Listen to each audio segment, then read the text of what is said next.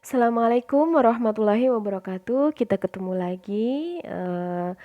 Kita kali ini akan membahas mengenai teorema Pitagoras. Oh ya, sebelumnya jika kalian punya pertanyaan ataupun materi yang ingin kalian tanyakan, maka jangan lupa untuk komen di kolom komentar sehingga nextnya kakak akan bikinkan video-video mengenai pembahasan materi yang kalian tanyakan ataupun soal-soal yang kalian tanyakan.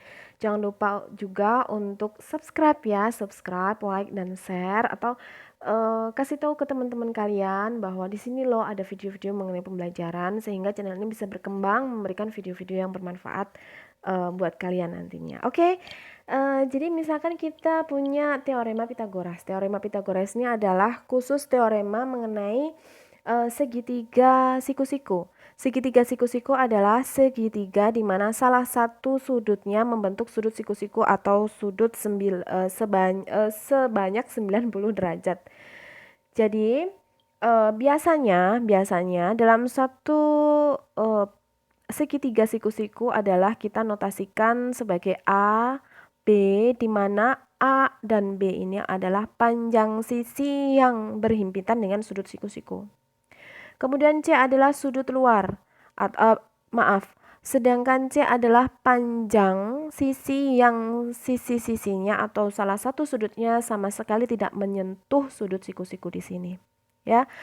Kemudian kita dapatkan dari teorema Pitagoras ini adalah teorema yang aplikatif, langsung bisa digunakan tanpa penurunan rumus-rumus, sehingga adalah C kuadrat sisi yang jauh dari sudut siku-sikunya sama dengan A kuadrat dan plus B kuadrat. A dan B adalah sisi-sisi yang berhimpitan dengan sudut siku-sikunya. Kuncinya itu jangan sampai salah, apapun penamaannya X, Y, Z, D, E, F, apapun itu kuncinya adalah sisi yang tidak berhimpitan dengan sudut siku-siku adalah penjumlahan kuadrat dari sisi-sisi yang berhimpitan dengan sudut siku-siku sehingga didapatkan sudut yang sebelah sini, sisi yang sebelah sini C kuadrat sama dengan A kuadrat plus B kuadrat. Jangan lupa mengenai kuncinya. Jadi apapun penamaannya nanti agar kalian tidak bingung ya, tidak bingung. Sehingga maka menghasilkan teorema-teorema Pitagoras turunannya yaitu sangat mudah. A kuadrat adalah maka C kuadrat dikurangi B kuadrat dan seterusnya B kuadrat sama dengan C kuadrat dikurangi A kuadrat. Jangan lupa kuncinya kita harus memahami apa itu A, apa itu B, dan apa itu C.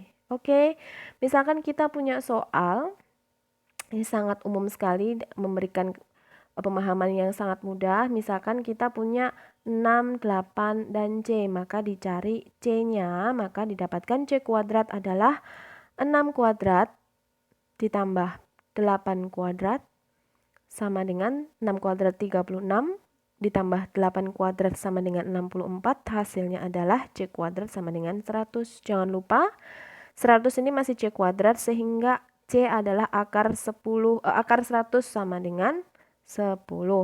Kemudian kita juga punya lagi segitiga siku-siku di mana sisi yang terluar, sisi yang tidak menyentuh sudut siku-sikunya mempunyai panjang 10, kemudian ada 6 dan B.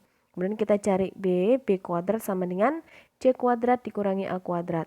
Sehingga 10 kuadrat dikurangi 6 kuadrat, 100 dikurangi 36, B kuadrat sama dengan 64.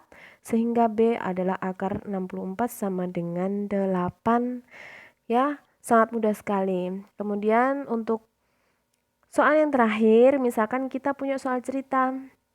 Jika ada A, 11, dan 61 merupakan triple Pitagoras dan 61 bilangan terbesar, maka nilai A adalah pada segitiga teorema Pitagoras slide sebelumnya yang terbesar itu adalah kita namakan dengan C ya, karena C adalah penjumlahan dari A kuadrat plus B kuadrat sehingga C pasti lebih besar dari A dan B. Sehingga karena di sini adalah 61 bilangan terbesar, 61 pasti C. Nah, di sini yang ditanyakan adalah nilai A, sehingga A kuadrat sama dengan C kuadrat dikurangi B kuadrat.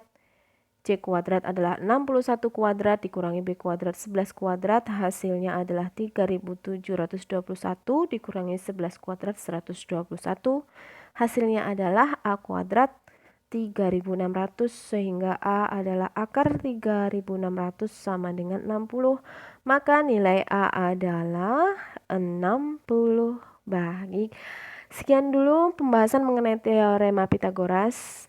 Mudah bukan? Semoga bermanfaat bagi kalian dan wassalamualaikum warahmatullahi wabarakatuh.